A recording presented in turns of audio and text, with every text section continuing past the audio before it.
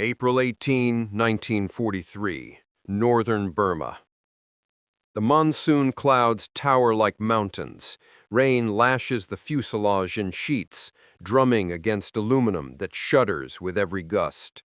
Inside the cramped cockpit of a Douglas C-47 Skytrain, First Lieutenant Harold Tex Lawson wipes condensation from his goggles and squints at the altimeter. 14,200 feet and climbing. His co-pilot mutters, "We're still 100 miles from the ridge." Below them lies a green hell, jungle ridges swallowed by storm, rivers swollen into brown serpents. Ahead the real mountains rise, the eastern edge of the Himalayas, the pilot's dreaded route called the Hump. No guns to fire, no enemy in sight. Yet death waits in every pocket of turbulence, every whiteout squall that smothers the world beyond the nose.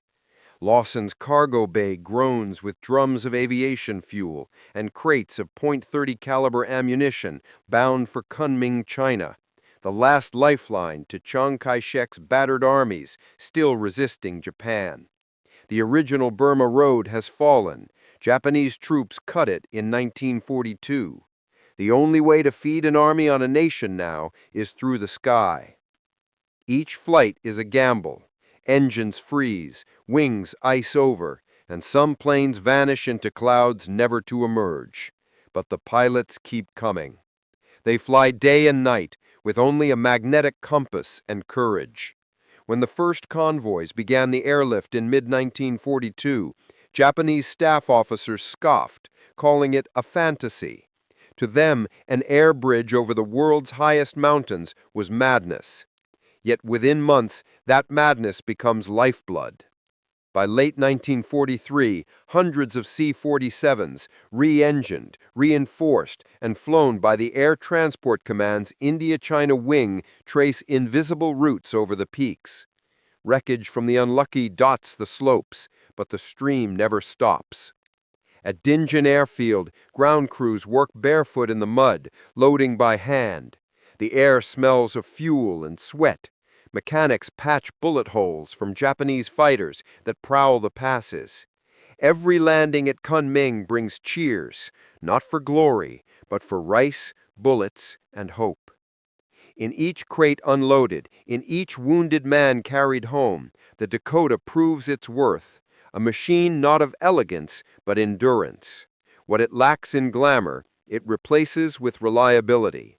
Twin Pratt & Whitney engines that seem to run forever. When General Joseph Stilwell visits the forward fields, he watches a line of Dakotas lumbering into the gray sky and mutters, "Those damn Goonie birds are the only reason we're still in the game." The Japanese officers watching from the other side of the jungle see the impossible. An army that fights without roads, a supply chain that ignores terrain. They had dismissed the flying boxcar, believing no transport plane could change strategy. But as fuel and ammunition rain into China, they begin to grasp a grim truth. Air can replace land.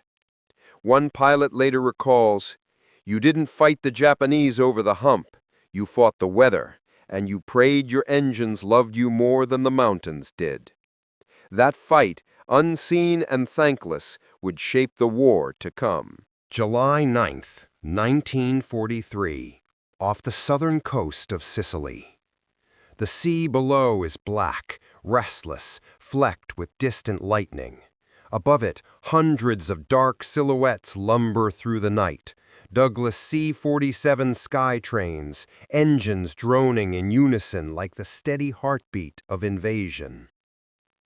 Inside one of them, Sergeant Joseph "Red" Callahan grips the anchor line with trembling hands.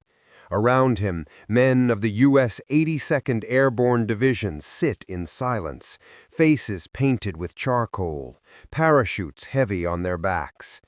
The cabin smells of canvas, oil, and nerves. The jump light still glows red. The radio crackles in the cockpit. Turbulence rocks the plane. Tracer fire lances upward from the Sicilian coast. Co-pilot Lieutenant Andrews curses. "Christ, they're already awake!" The pilot, Captain Eugene Lawton, tightens his jaw. They'll have company soon enough. At 23:15 hours, the red light flicks green. Go! Go! Go! One by one, paratroopers disappear into the blackness. The slipstream roars like a hurricane as silk blossoms scatter below the clouds. Some are blown miles off course, others drift into fields lit by burning flak bursts.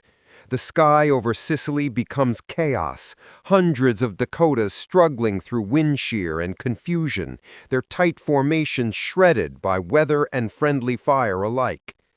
Below, German and Italian troops stare in disbelief. The Americans have arrived from the sky. The first wave of airborne troops fights in isolation, scattered, confused but aggressive. They seize crossroads, ambush convoys, blow bridges. In one orchard near Gela, a handful of paratroopers hold off tanks for hours, using captured weapons and raw nerve. They have no tanks, no artillery, no retreat. Only what the C-47 brought them, and the promise that more will follow. And more do. Through the night and the next morning, wave after wave of C-47s sweep across the Mediterranean. Some burn and crash into the sea, others limp home riddled with holes. But by dawn, Sicily's defenses are broken from within. The airborne chaos, planned or not, has shattered enemy communications and morale. General Eisenhower will later write, "No operation ever succeeded more against the odds. The courage of those transport crews flying through storm and fire made history that night."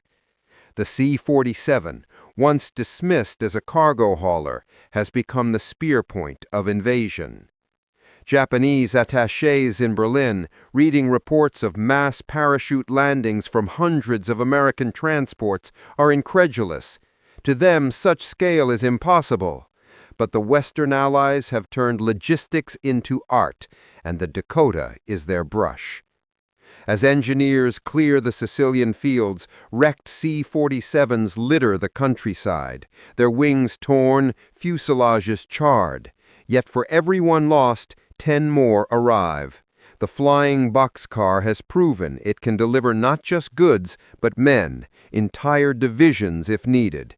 And this lesson, born over Sicily, will echo across Europe for the next 2 years. In the ready tents back in North Africa, maintenance crews strip wrecks for parts and refit the survivors. New crews train by the dozen. Every mechanic knows the pattern now. Europe will be invaded piece by piece, and every step will begin inside a Dakota's belly.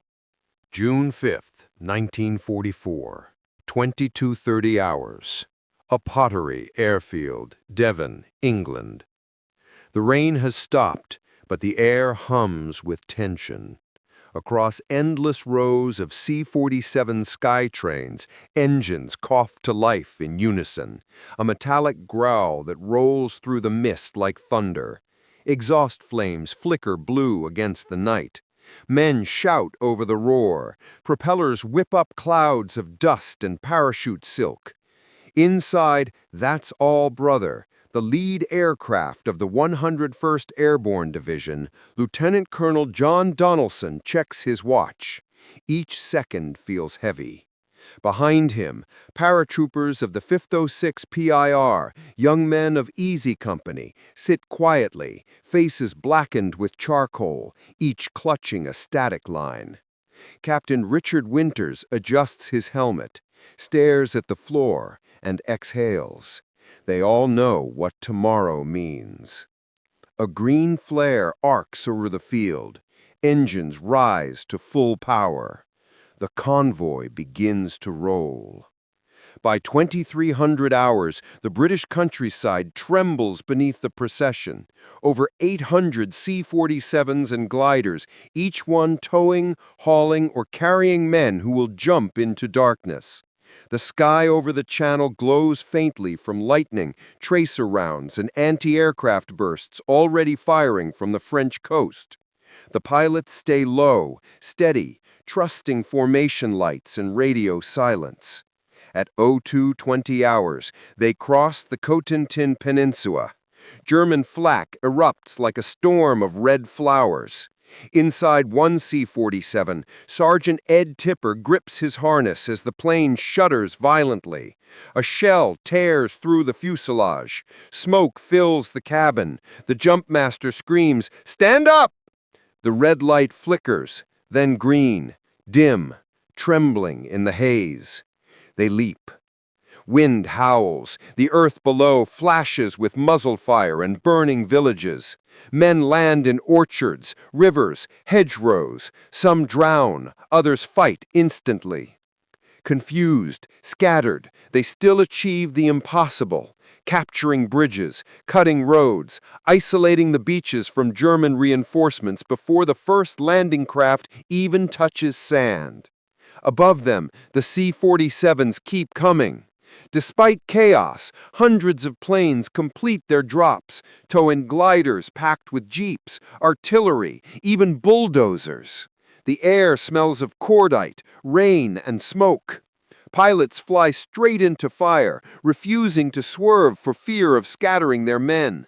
In one glider, Lieutenant Colonel Ben Vandervoort of the 82nd Airborne braces as they crash land in a field outside Sainte-Marie-Église. He's injured but alive, and his unit secures the town within hours. Back in England, ground crews wait anxiously for returning planes. Some never do. In hangars, radio operators log silence, call signs gone forever. For every crew lost, replacements stand ready. Each knows they'll fly again soon, because the Dakotas have become more than aircraft. They are arteries of invasion, carrying men, fuel, ammunition, and hope. A German intelligence report later describes the assault. An entire army has fallen from the sky. The Americans are using transport planes like weapons. For Japanese observers still stationed in Berlin, that sentence stands out like prophecy.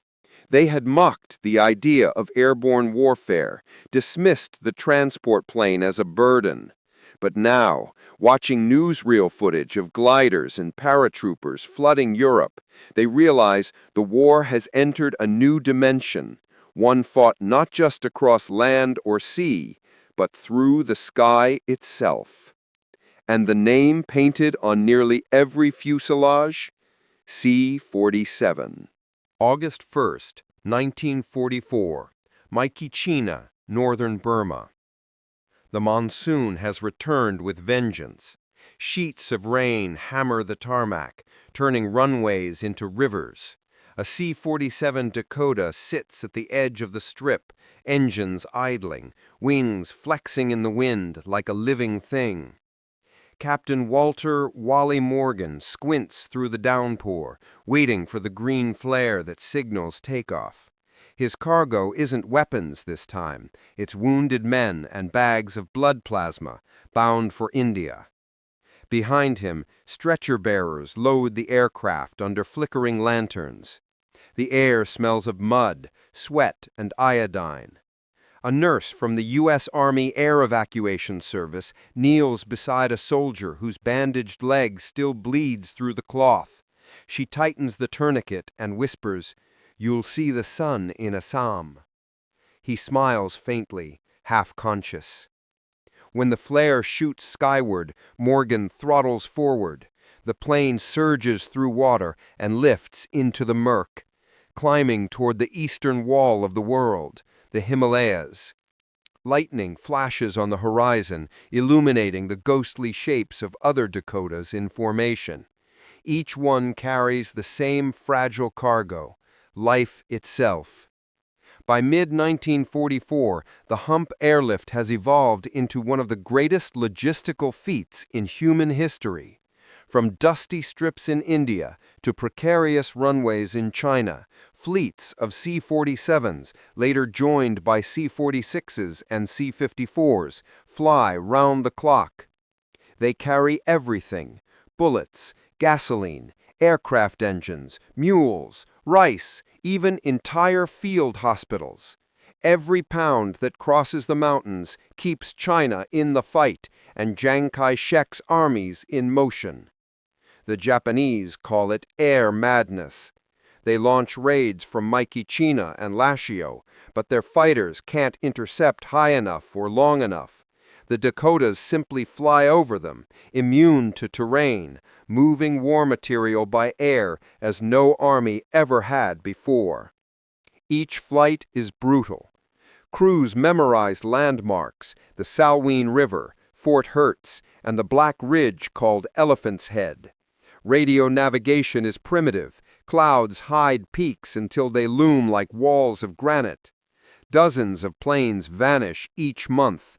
Locals later call it the Aluminum Trail, wreckage scattered across mountainsides, glinting in the sun years after the war.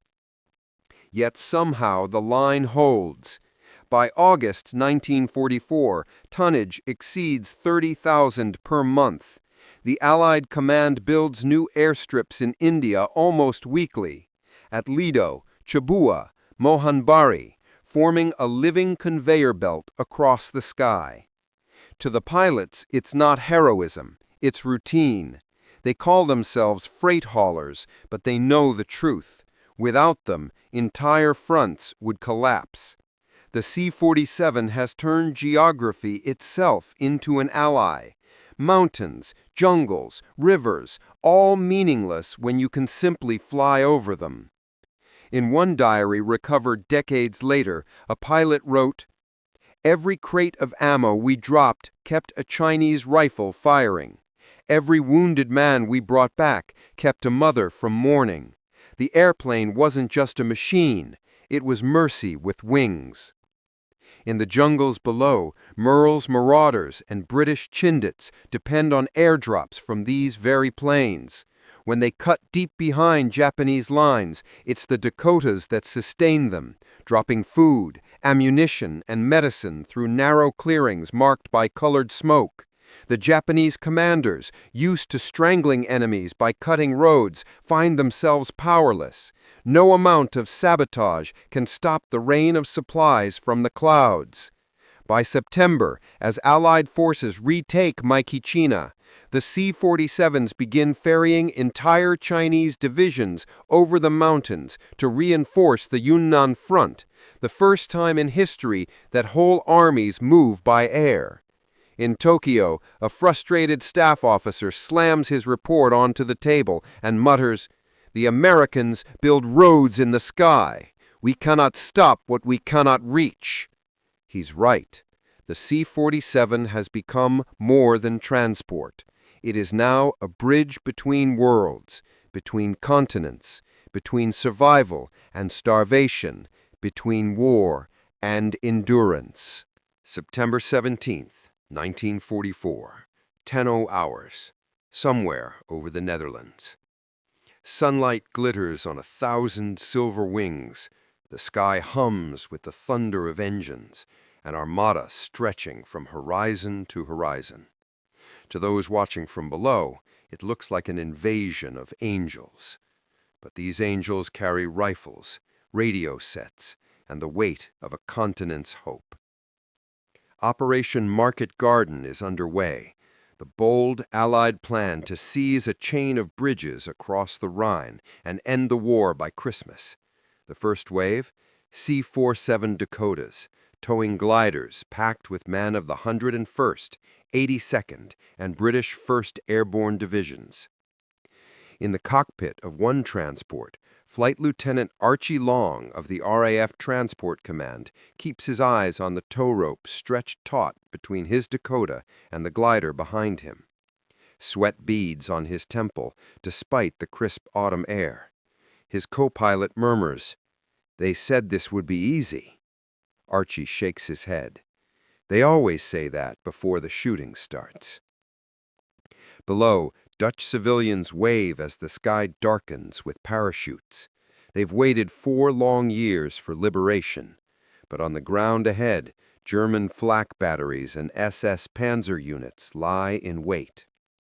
At 12:50 hours, long C-47 banks north toward Arnhem.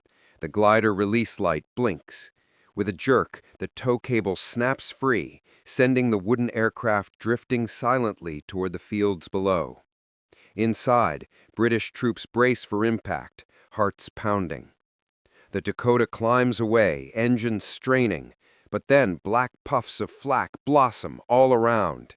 A shell tears through the left wing. Long wrestles the controls, shouting over the roar, "Hold her steady!" Somehow he limps back across the lines on one engine, fuel leaking, trailing smoke. Down below, chaos unfolds. The drops are scattered, units land miles apart, radios jammed. And still the Dakotas return again and again, over the next 5 days, flying through hell to deliver ammunition, food, and reinforcements to the embattled paratroopers trapped around Arnhem. One pilot later recalls, "We could see them waving from the woods, surrounded by enemy fire. We knew half the drops would miss, but we went anyway. You couldn't leave them." In total, nearly 1,500 C-47 sorties support Market Garden. Over 300 are damaged or destroyed. Dozens of crews vanish into smoke and silence. Yet their persistence keeps the bridgehead alive far longer than anyone thought possible. Back in occupied Holland, civilians weep as they watch Dakotas shot down over their fields, parachutes blooming from burning fuselages. Some survivors are hidden by the Dutch resistance. Others are captured and marched away. To the people below, the Dakota becomes a symbol, a winged lifeline, both tragic and magnificent. For the Japanese observers still following the European war from their embassies and intelligence reports, this is the moment they finally understand. This machine they once mocked as a flying truck has carried entire divisions into battle, moved mountains of supplies over the Himalayas, and now dared to challenge the heart of Germany itself. In their briefings, one phrase begins to circulate through staff headquarters in Tokyo. The Americans wage war by air, and their trucks have wings. But even as Arnhem falters, the Dakota's work is not done. Winter is coming, and the war is far from over. The Rhine still waits, and the C-47 will be there again, just as it was at Sicily, Normandy, and the Hump. The soldiers on the ground learn something too. Whenever they hear that deep, steady twin-engine hum overhead, they know they are not forgotten. March 24th, 1945, Wesel, Germany, dawn. The eastern sky burns pale orange behind a curtain of smoke. On the ground, the Rhine glitters like molten steel, swollen with spring thaw and artillery flashes. Allied pontoon bridges stretch across its banks, choked with tanks, trucks, and engineers. Above it all, the hum begins again, steady, low, unmistakable. Thousands of soldiers look up. They know that sound. Over the horizon, an entire formation of C-47 Dakotas emerges, sunlight gleaming off their wings like a rolling tide of silver. Each aircraft tows a glider packed with men, jeeps, and anti-tank guns. The air armada of Operation Varsity, the last great airborne assault of the war in Europe, has begun. Inside one C-47, Captain Frank Riley checks the tow cable and calls back to his loadmaster, "Tell the boys, 1 minute to drop." His co-pilot, a 20-year-old from Wisconsin, grins nervously. "It feels like Normandy all over again." Riley nods. "Yeah, let's make it the last time." At 9:50, the green light flashes. Gliders release. Paratroopers leap. The sky fills with parachutes, white, green, and brown, drifting toward the far bank under a storm of flak. German gunners rake to formations, but the Dakotas hold course, calm and unflinching. Dozens are hit. Some explode mid-air, scattering burning fabric across the fields. Others limp home with holes big enough to crawl through. On the ground, the British 6th Airborne and American 17th Airborne fight their way through farm villages and forests, linking up with armored spearheads by nightfall. The Rhine crossing is secure. The bridgehead is established. The road to Germany's heart is open. At Supreme Headquarters, General Eisenhower reads the first reports and exhales. "They did it again," he says quietly. "Those transport boys never let us down." In a hangar back in England, a mechanic named Lester Boone wipes oil from his hands and studies a battered fuselage patched with sheet metal. The name painted near the nose, Sky Queen. He grins. She'll fly again. It's the same story everywhere. As long as there's fuel, hands, and courage, the Dakotas will keep flying. By April, the war is collapsing. C-47s now carry prisoners of war, food for liberated towns, and medicine for survivors of concentration camps. They tow gliders no longer. They deliver mercy instead of men. And yet, far to the east, the war is not done. In China, the Hump route still operates. Dakotas still rise from Assam and Dinjan, still cross the treacherous Himalayas to feed Chiang Kai-shek's armies in their final offensives. When the atom bombs fall and Japan surrenders, many of those planes are still in the air, flying one last mission home. A Japanese officer, reading surrender terms in Tokyo, glances out the window as an American C-47 circles overhead to drop leaflets announcing the end of hostilities. He mutters, almost to himself, "The same plane that carried their soldiers now carries their peace." He isn't wrong. From Normandy to Nanjing, from Sicily to the Himalayas, the Douglas C-47 Skytrain, Dakota, Goonie Bird, or flying Boxcar had become more than a transport. It was the spine of Allied movement, the heartbeat of global war. It flew through bullets, ice, monsoons, and darkness, and always came back for more. Its legacy would not end in 1945.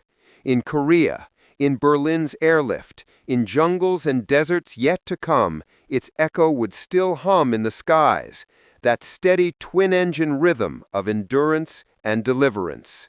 And so, when the last C-47 settles onto its final runway, somewhere quiet and green, one might still imagine hearing the voices of those who flew within its thin aluminum shell, calling through static, through time itself.